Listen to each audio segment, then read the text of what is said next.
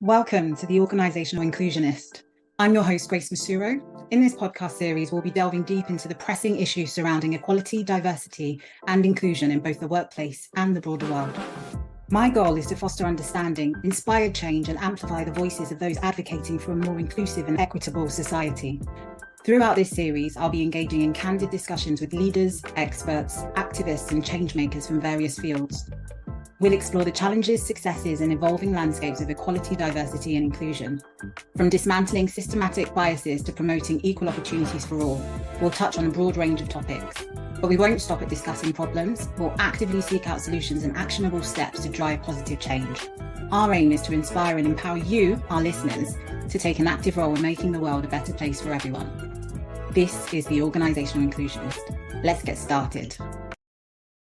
Hi everyone, welcome to today's episode of the Organisational Inclusionist. My name is Grace Masuro and I'm your host, and I'm joined today by Jenny Garrett, who is actually an OBE recipient. She's an award-winning career coach and leadership coach, and she is also the author of Equality versus Equity, which is actually what we're going to be talking about today. Not just the book, but actually the topics. What is equality versus equity, and why do we need more people to get it? Okay. Jenny, thank you so much for joining me today. It means the world to me that I've got you on the podcast and that we're going to have such an impactful conversation, because I do feel like a lot of people still don't understand the difference, and I feel like your knowledge is really going to support that. So thank you for joining. Thank you for inviting me. I'm delighted to be here. My pleasure. So I would love it if you could please give our listeners a bit of an intro into who you are and the work that you do, please. Okay, it's always interesting where to start when someone's asked you to introduce yourself. I'm going to start right at the beginning with my heritage. So my mum is from St. Lucia and my dad is from Jamaica, but I was born in the UK and have lived here all my life, although I like to go back to those wonderful islands. Started off from humble beginnings in northwest London, and really was always curious and interested in people.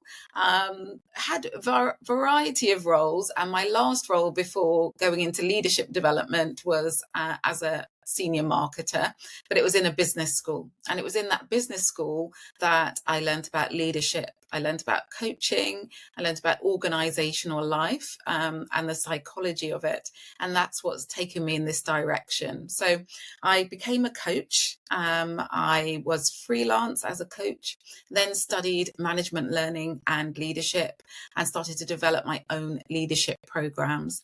And that's really led me to where I am today, which is providing leadership programs in organizations, but specifically with an equity, diversity, and inclusion lens. And as you said, I'm an author. I'm an author of 2 books. One that I wrote about 10 years ago, Rocking Your Role, which was a guide to success for female breadwinners. And then my latest book, which is about a year old now, Equality versus Equity, Tackling Issues of Race in the Workplace.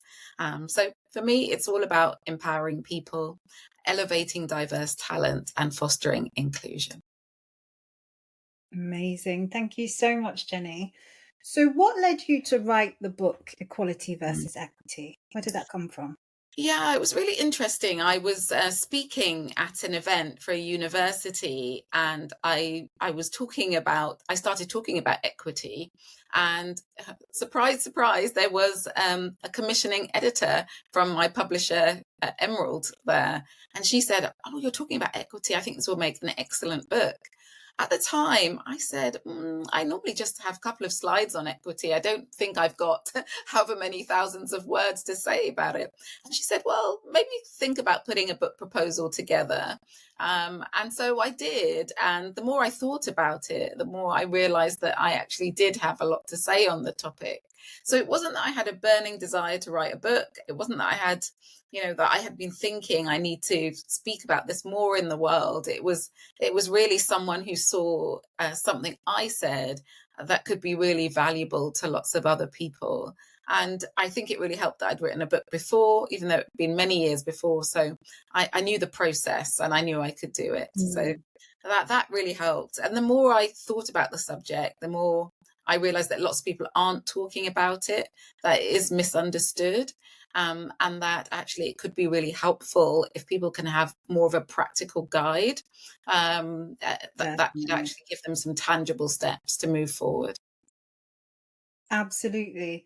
So who would you say the book is for? You mentioned some tangible guides. Like, who Yeah. is the audience for this book, and what do they get from it in terms of things that they can take away? Yeah, I think this book is for anyone who really wants to understand the lived experience of people who from, I like to use the term global majority, but that, other people might say people who are ethnically diverse. So, yeah, Mm, who really wants to understand the experience of people from the global majority, who wants to help them advance in the workplace and really support them, and really create a world that is fairer than it currently is. I think, particularly if you were a white manager or leader, the book would be absolutely invaluable for you. But I think it's also valuable for anyone. And we know that there is no monolith. And mm, the global majority is such a diverse group of people.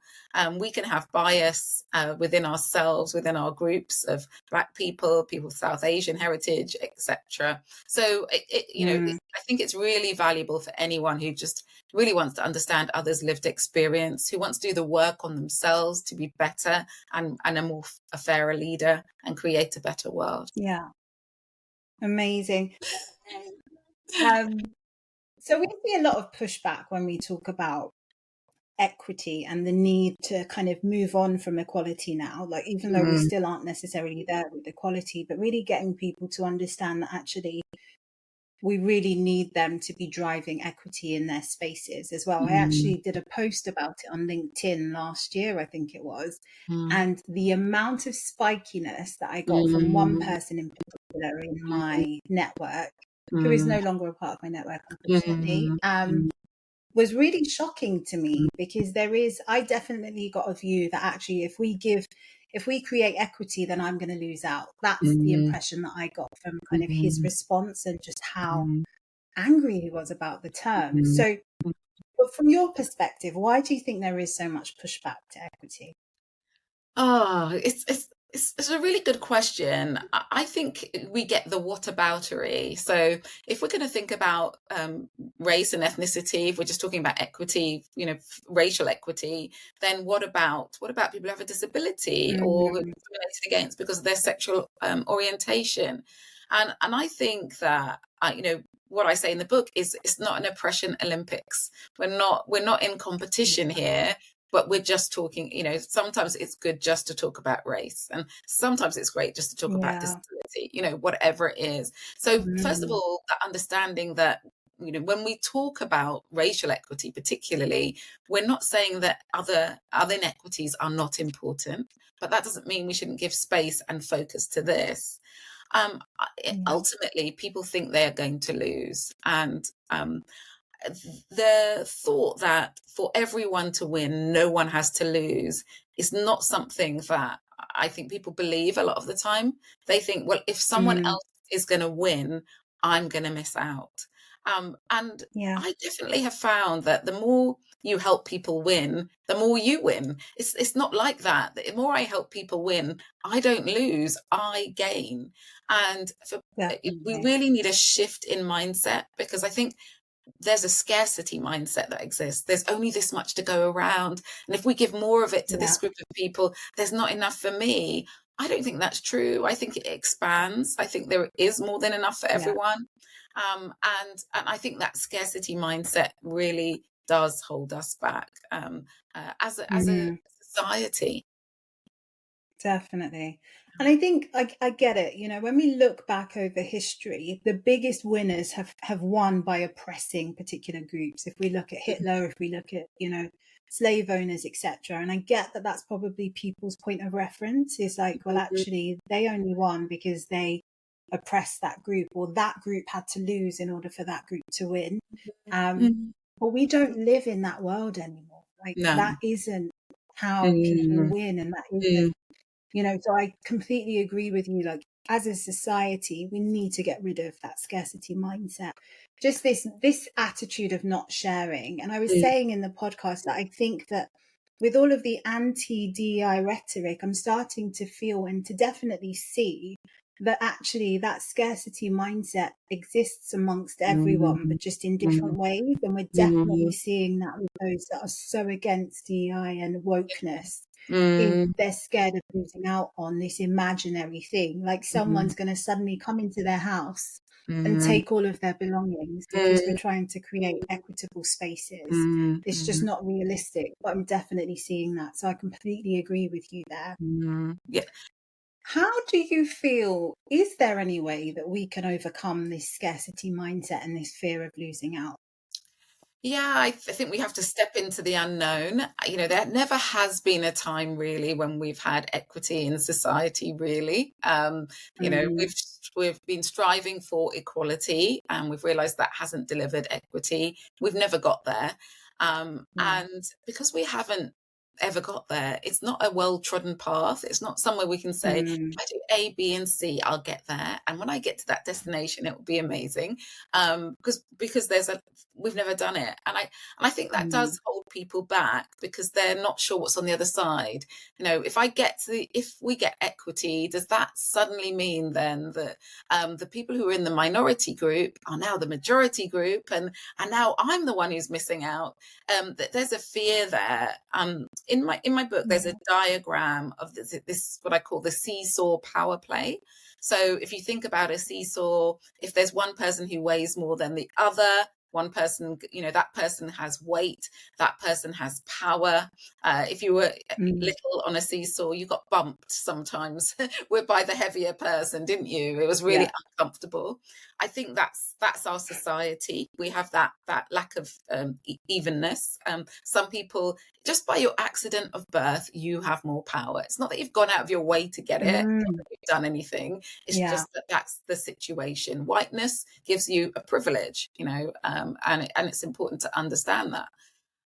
And I think the fear is we put equity in place, and equity can look like, you know, giving someone a sponsor in the workplace, making sure we have diverse shortlists, making sure that when we're recruiting, we do it in batches so that we notice if there's no diversity when we recruit people. It can look like so many different things, but the fear is Yeah. you put that to the person who didn't have enough weight as a sandbag on that seesaw, and it swings the other way. And that's the big fear. It's going to swing too far the other way. And Mm, I'm going to be powerless. I'm going to be the one being bumped on the seesaw. There's a huge fear around that. It's sort of what's going to happen? Will they be kind to me? Will they be generous if it swings the other way? mm, So there's a fear. But I've also got to say, with people who have experienced inequity in society, you know, me, myself being a Black woman, sometimes you're given opportunities, people are giving you those sandbags, and sometimes it's, oh, is this real, you know, can I trust it, or I don't know how to use it, I've never had this place of privilege, how do mm. I make the most of it? I don't know, That is because I've so never had it true. before. So there's learning on both sides. There's a learning from the people who had the power, who are now worried they might not have it. How do I deal with this? How do I engage when I'm Mm, the powerful one? But there's also, for us who've experienced inequity, to say, how do I make the most of this? How do I trust that it's real? How do I leverage it? yeah. And how do I engage in a really positive way with others so they know that this is a good thing? Mm, And so, yeah, there's a lot of fear on both sides, maybe, and this sense of how do we trust something that we've never quite experienced. And I think the mm, communication is important. I think humility is really important. And I talk about using your power with humility, knowing you have power and thinking humbly, how can I make a difference in someone's life? These are the yeah. things that we need to do. We need to have a different way of being. Definitely. And I think, that you said a couple of things that really stood out for me. One around, and we talk about this a lot anyway, is that even though we try to educate people about privilege and understanding that, some people have it and some people don't, Mm, it's also emphasizing the fact that no one is blaming you No. for having privilege. It's Mm. not something you came out of the womb asking for. You Yes. literally came out with no choice of your own, Mm. but you were born with that privilege, and Yeah. really appreciating that it's not about blame, it's about appreciating that. I know that, my privilege as a Black woman is that I am less likely to be stopped by the police than Mm. a Black man. Mm. I Mm. appreciate that as my Mm. privilege. It's Mm. not something that I've created, it's not something that I've claimed, but it is a result of who I am and the fact Yeah. that I came out as a woman. And I Absolutely. think it's really important that we accept that actually, we have different privileges, but when we're talking about race equity, it's Mm. appreciating that this is a privilege that you as a white person weren't born with. So Mm. how do you use that privilege and power effectively to Mm. drive equity for those who didn't have the luck of, and I don't say luck like, we don't want to be Black. I love being a Black woman, but Mm. being a Black woman doesn't give me certain privileges that it Yes. might do my white female friends. Yeah. So being really mindful of that. That a privilege Go for it. is that I think that when we use the language privilege, absolutely people say, well, I haven't had a privileged upbringing. I might have started off with a very humble background. I might have, Yeah, gone to the local comprehensive school. I might have grown up in a rough area. These terrible things might have happened in my life. No one's taking away from that. The privilege is at all. about whiteness, but it doesn't mean you haven't experienced a lack of privilege in lots of other areas. So when Mm, we're talking about race equity, we're talking about what whiteness gives you, but we're not ever saying you haven't experienced pain, you haven't experienced difficulty. And I think sometimes people jump to that place of, you have no idea my yeah, life that I've lived. It could have been really hard. It's just one thing that you haven't had is a discrimination because of the color of your skin. absolutely. I think the other thing that really stood out for me with something that you said was around we've never experienced equity, so people don't know what's on the other side of it. And Mm, I think that that is so powerful, is that fear really does drive our behavior. really, And I yes. think books like yours are so important because they are educating us as to what we mean by equity, and Mm, also hopefully giving leaders the tools to better explain that in their initiatives. So mm, this is what we're trying to achieve through mm, our equitable mm, initiatives and actions, and really yes. giving people visuals about what that looks like, so that that visual of the seesaw and, I'm suddenly down here and suddenly you're going to get some power because of Mm, equity initiatives and I'm going to be bumped off mm, is completely not realistic. And I love that visual. Like, mm, I'm literally sitting here remembering being the lighter one on the seesaw and like being mm, bumped in the air and then yes. back on, and the pain and the Yeah. discomfort. Like, it's such a powerful visual. So I love that. Mm, Um, thank you. I think we know that as a society, as a species, Mm, we have achieved the things we've achieved because of change. We've mm, lent into, you know, getting on a plane and flying, mm, to the wheel being created and us driving. That we know that as a species we've evolved because we've leaned into change, but leaning into change and discomfort is what has helped us to progress as a society. And mm, you know this as much as I know this. In 50 years, the world isn't going to look the way the world looks. And it's mm, really important that we start to think about future generations and what they're coming into and how mm, we create that equity for them as well. mm, Where do you think, we spoke about this when we had our initial chat mm, before today, is where are we with equality and diversity in 2024? mm, Like, you've been in this space for a while, so you really have seen how things have transitioned. mm. From your perspective, where are we? How are we getting on? I think we've made huge progress. I don't want to take away from that. It can feel like when you're working in this space, nothing's changing. You hear stories, you see things, and you think, oh, my goodness, I'm still in this space. And that Yeah. can be upsetting, but we have made huge strides. My grandmother came here from St. Lucia, and she would be amazed now. Sadly, she's passed away, but she would be so excited to know her own granddaughters, being awarded an OBE, that I'm able to, do the work I do, that we can talk about race and ethnicity in organizations we've got the language for it. We can talk about the challenges we experience and people will listen. And some people are great allies. We absolutely have made fantastic progress. The amount of conversations I've had in the last 5 years with people who are white, who are doing hard work on themselves to kind of rewire their brain and think about things differently. People who were told never mention race or ethnicity when they were growing up because that was rude, to now saying to someone, you've got a different lived experience to me. I'm interested. I want to know what I can do. I want to know what what I don't see. Ultimately, in lots of situations, we are our ancestors' wildest dreams right now. So I don't want to take away from that at all. Yeah, I mean, it's amazing. But there are two things here. I think one is there's still a long way to go. Because if we look at the representation of diverse talent at senior levels in our organizations, it's low.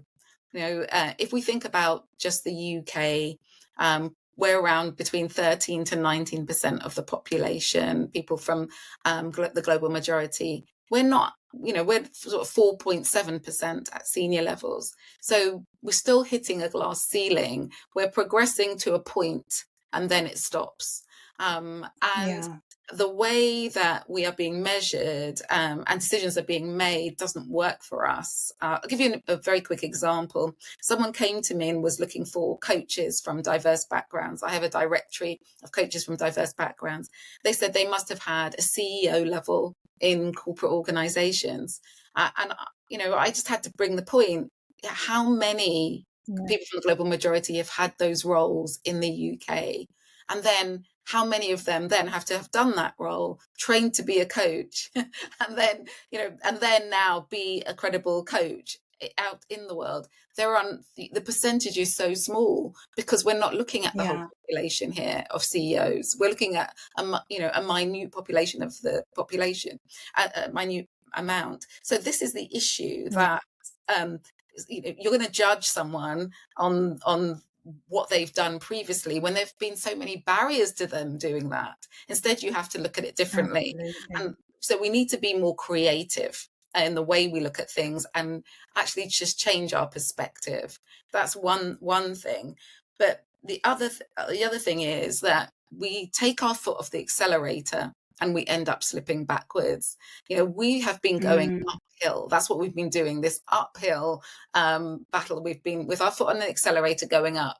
But if you know that if you're going uphill and you take your foot off the accelerator, you just slide right back down. And that complacency, we've done race, tick. That's dangerous because we will go right back and have to start again. The investment in time, energy, resource that everyone's put into this, it would be a crime if we decided to take our foot off the accelerator now. So, I think that is dangerous. And when I did my research for the book, Derek Bell talked about racism as shape-shifting. He said that it is a constant shapeshifter and we have to be ever vigilant. So we know that racism doesn't look generally like people shouting at you in the street, abuse. It doesn't, that can happen. I'm not saying it never happens, but it's less likely to happen now in 2024. The racism is more bias, it's more microaggressions in the workplace. It's different. These little cuts that you get daily, saying little things to you that overall tell you do not belong. But no one's saying you don't belong, get out. And so racism has shape-shifted to something else, and we're educating ourselves about what that looks like. But it will shape-shift again. Once we've tackled microaggressions and we all get it, once we've really worked on our bias as much as we can, it will become something else. And so we need to be ever vigilant about what this looks like, and because it will keep rearing its head. And I think that's really key. So a huge amount's been done, but there are many reasons why we still need to focus on this. Definitely. I think that quote is so powerful. I've never heard it before, but it is, so Mm, powerful. mm. So what would your call to action be for anyone that's wanting to develop their understanding of equity and drive that in their organizations? Yeah. I think the first thing is you probably just need to do some work on yourself. I guess at one point in my life, I probably thought fairness looked like treating everyone the same, um, and Mm, and and it can be really difficult to think that fairness doesn't look like that. So I think there's some yeah. of your own work you need to do to understand that, to say, actually, if I give everyone the same and they're not starting from the same point, actually, the person who's doing well is going to do even better, and the person who was behind will still be behind. They'll do a bit better than they were, but they'll still be behind. What do I need to do Mm, to level things up? So I think there's a bit of work you need to do to really come to terms with this. And I've worked with managers who kind of say they do, and then they say, oh, but if I give them that, what am I giving to the other person? And it's like, no, that's not what yeah. equity is about. So do some work around that. The second thing I'd say is look out for inequity. Look out for the person who Mm, gets talked over in the meeting, who never gets that stretch opportunity. Never mm, gets the sponsor in the organisation. No one's volunteering to help them. Um, you know, Actually, I would say read the case study in my book and see how life can play out for some people quite differently, and start to consider what might be other people's experience. And the last tip, I mean, I could give a million tips to be honest, but I'll give a final tip, which is an exercise that I encourage people to do. Is called the Trusted 10 exercise. So what you do is you think about people in your life who you really trust, not your family, who mm, maybe you've been born into and you ultimately trust them, but others who are in your life, and note their names down and then map them out: religious belief, ethnicity, gender, country where they were born, etc., sexual orientation, it could be disability. Just map it all out and look at that picture. And what you might find is that you have a lot of quite similar people, in terms of those mm, characteristics. mm, And I think if you do find that, take a call to action from that, in that, who am I going to get to know better? Who am I going to bring yeah. into my trusted 10? And and I just want to explain what I mean by trusted 10. So a friend of mine, she's a homeschooler and she's a Black woman, and she was joining homeschooling groups, and she often found that she was the only Black woman there. And she said everyone was lovely to her, but when it came to inviting people around for tea, she never got the invite. Yeah. So Yeah. being in the trusted 10 is not just about knowing people, because you can know a diverse group of people. It's bringing them into your Mm, trusted group. And I might not be inviting them to your absolutely. house. That might not be, that might be whatever. You might have your boundaries around your home, but it's about how do you bring them in. And when you've brought someone from a different background in, that's when you really know that you're breaking through, all the racial barriers that exist. So, that's a good piece Love of that. work to do on yourself. Definitely. I've taken that call to action personally. I'm going to do Great, that and see what great. my trusted 10 looks like. My call to action to anyone listening is, if you don't have the book, Oh, Equality versus Equity, it's a get copy. it. Trust me, there is something that every single one of us can take away from that book. And yeah, thank you so much, Jenny, for joining me. Today's conversation has been awesome. I think a really important one, and I think one that is definitely going to inspire a lot of people, but also have people just looking inward a little bit more and thinking about how they move forward, um, in their spaces or in their organizations. So thank you so much. Thanks. It's a real pleasure. Really enjoyed our conversation. Thank you.